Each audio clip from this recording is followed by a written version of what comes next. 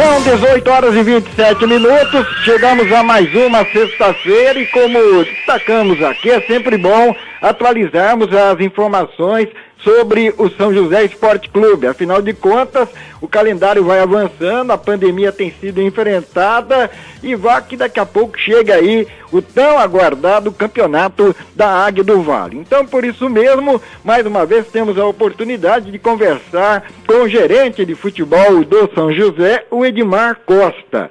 Hoje, sexta-feira, dia de reavaliação das autoridades de saúde do governo de São Paulo.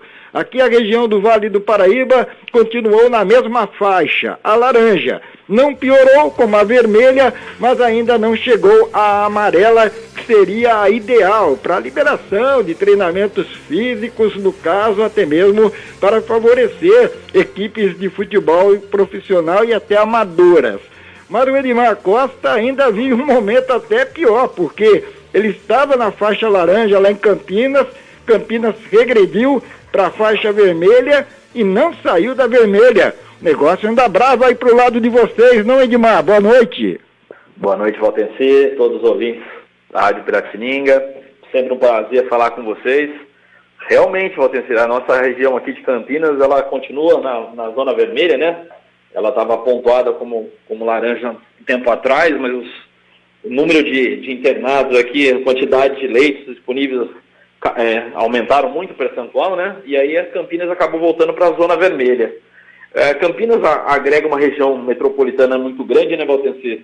E isso acaba prejudicando muito, né, a cidade nesse sentido, né, na parte hospitalar, porque muitas das cidades vizinhas não possuem e acabam se deslocando todos até Campinas, né? Isso eleva muito o número aqui, por isso que Campinas voltou a ficar nessa zona vermelha.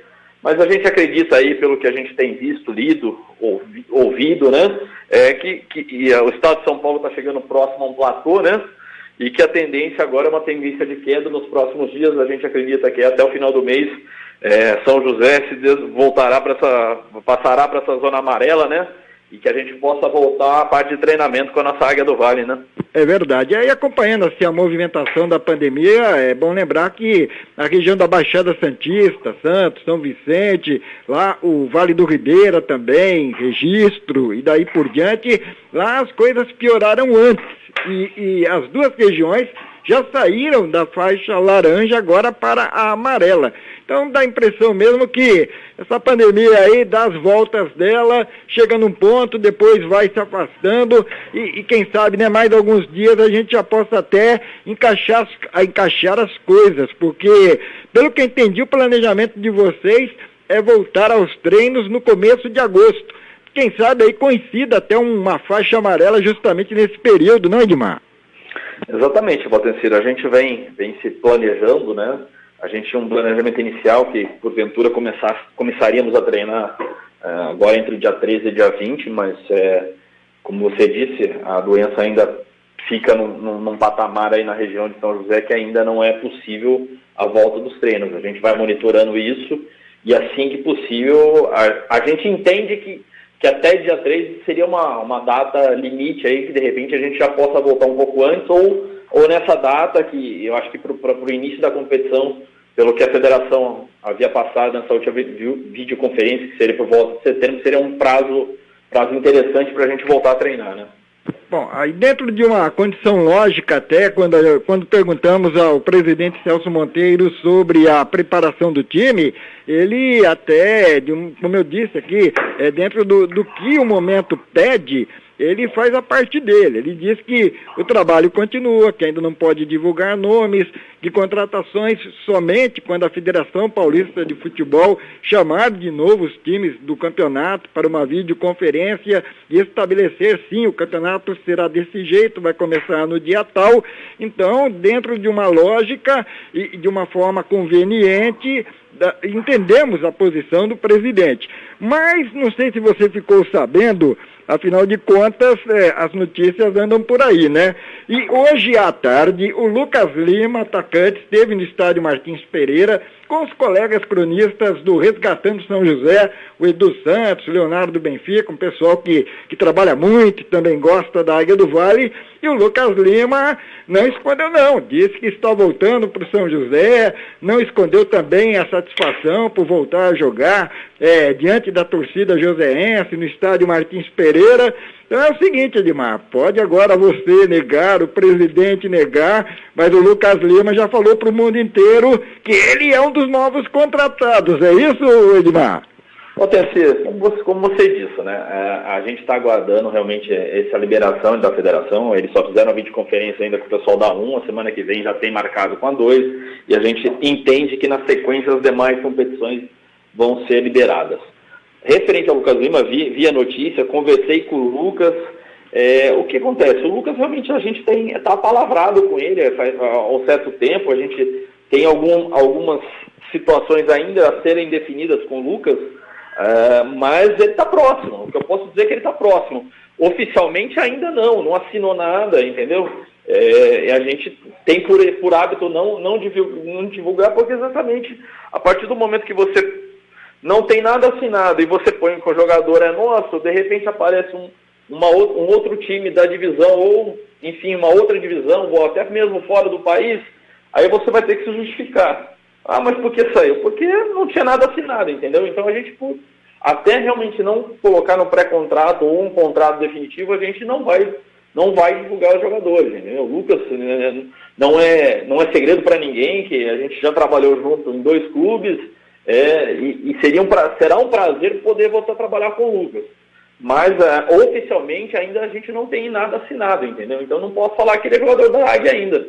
Eu já esperava essa sua resposta, e o torcedor entende também, acho que vocês agem de uma forma correta, afinal de contas, o futebol tem dessas, né? Quantas vezes teve jogador até que chegou a ser esperado pela torcida, com festa e tudo, e no mesmo dia ele se apresentou em outro clube, né? Jogador famoso, de time grande, então é complicado. No futebol você tem que realmente se manifestar de forma oficial somente quando estiver com tudo certo. Mas aí é aquela história, né? Como o torcedor anda sequioso por notícias, ele também até calcula o seguinte. Bom, em 2017 o Mantiqueira campeão, Lucas Lima, São Bernardo vice-campeão, técnico Ricardo Costa. 2018, Lucas Lima e Ricardo Costa quase subiram aqui com o São José, aquele danado gol lá do Comercial em Ribeirão Preto no finalzinho. No ano passado, 2019, Lucas Lima e Ricardo Costa subindo juntos com o Marília. Começo de 2020, Capivariano no G8 da Série A3, quando o campeonato terminou, e de novo a dupla, Ricardo Costa e Lucas Lima. O torcedor já põe ali, passa o risco embaixo da continha, e acho que o Ricardo Costa também está chegando. Vai por aí, Edmar? O Ricardo Valtenseira, que a gente sempre fala, o Ricardo, desde o início a gente sempre falou que a gente quer que o Ricardo venha, mas o Ricardo tem um compromisso, se não mais oficial, com o Capivariano, com um contrato, né, mas ele procura manter a palavra. Ele, no começo da pandemia, deu a palavra junto ao Capivariano que terminaria a situação dele na A3, a não ser que alguma situação mude referente a Capivariano e Ricardo. Caso contrário, o Ricardo, se porventura ficar livre do Capivariano, é a nossa opção número 1. Isso a gente deixou claro desde o início. Como a gente sempre disse, não podemos deixar a situação que fique só em cima do Ricardo, porque se porventura ele não puder vir, a gente tem que trabalhar com outro plano, entendeu? Mas é a nossa vontade que a gente possa realizar essa dupla novamente, Ricardo, Lucas Lima e mais alguns outros jogadores que porventura já tiveram sucesso nesse sentido. Bom, o Reinaldo Carneiro Bastos, presidente da federação, na última manifestação a respeito das divisões, ele disse que a Série A2 precisava ser reiniciada logo após a Série A1, porque há times que disputam competições nacionais. São Bento de Sorocaba, por exemplo, vai disputar o Campeonato Brasileiro da Série C e não pode ficar jogando as duas competições simultâneas durante muito tempo. E deu a entender o presidente da federação que não haveria a mesma pressa em relação à Série A3, na qual está o Ricardo Costa dirigindo o Capivariano. Consequentemente, se houver uma sobreposição de campeonatos, a 3 e segunda divisão juntas, a segunda começando e a 3 terminando, com o Capivariano jogando bem, o Ricardo Costa necessário por lá, né? A possibilidade de um começo de segunda divisão, esperando o Ricardo Costa 2, 3 rodadas, o tempo necessário ali daquele início, essa possibilidade existe nesse caso, Edmar? Na verdade, essa situação que você está colocando como hipotética, Valtencir, a gente não sentou ainda. Se porventura tiver a volta da 3 concomitante com a Série B, aí seria um caso para sentar Roberto, o presidente, e a gente voltar a discutir o assunto, entendeu? Olha, vamos esperar 2 semanas, vamos esperar 3, não vamos esperar, vamos trabalhar outro nome. Isso, como é uma situação que ainda não aconteceu e não era previsível, eu, Edmar, se você me perguntar, não acredito que isso aconteça. Eu acredito que a 3 volte antes. Mas se porventura vier a acontecer, aí é uma situação, um fato novo, né? Que aí a gente precisaria sentar, analisar se vale a pena ou não esperar esse tempo e aí sim tomar uma decisão, a partir do momento que isso realmente for um fato, né, Valtencir? Dentro das necessidades de momento, porque essa pandemia vai e vem, a gente também não sabe exatamente como as coisas vão acontecer. Bom, mas enquanto esse outro assunto fica para uma análise específica, em termos de mercado de jogadores, de contatos, de pré-contratações, caminham bem as coisas. Você disse uma vez que o torcedor do São José pode ficar tranquilo que vocês estão trabalhando. E o trabalho continua rendendo, Edmar? Continua, Valtencir, continua. A gente está num nicho de mercado com alguns jogadores que a gente entende com muito potencial, e aí a negociação passa a ser um pouquinho mais complicada, porque a maioria deles tem contrato com o time de A2 e A3, tem um vínculo de repente um pouco mais alongado, os times também estão querendo ver a questão Copa Paulista, né? Como esses jogadores têm vínculo, a gente está caminhando aos poucos. Eu digo o seguinte, nós temos uma boa base montada já de jogadores que vão se apresentar quando a gente marcar a apresentação. Essa é a base. Esses demais jogadores que são pontuais, não são muito, mas são alguns, esses no decorrer da competição eles devem estar chegando, entendeu? Como eu disse, são negociações mais difíceis, né? São jogadores um nível um pouco, que já estão no mercado há mais tempo, enfim, jogadores um pouco mais rodados, e aí eles de repente já têm um vínculo mais longo. Mas a gente está negociando, Valtencir, negociações andam. O que a gente precisa é definição, né? Como a gente tem vindo dizendo. A semana que vem provavelmente tem a definição da 2 e aí a gente já começa a abrir um leque maior, né? E deu para entender, né? Aquela história, começa o campeonato já com uma base boa, suficiente para engrenar uma boa campanha, e deixa os espaços reservados para esses jogadores que assumiriam o compromisso de virem para cá tão logo terminasse o compromisso deles atual nos times em que eles estavam jogando e devem retomar agora na volta do futebol. É por aí então, não é isso? Isso, exatamente, exatamente. Manter uma base de jogadores que já vão desde o início, e aí, conforme finalizando as outras competições, esses jogadores já vão fazendo parte do nosso plantel.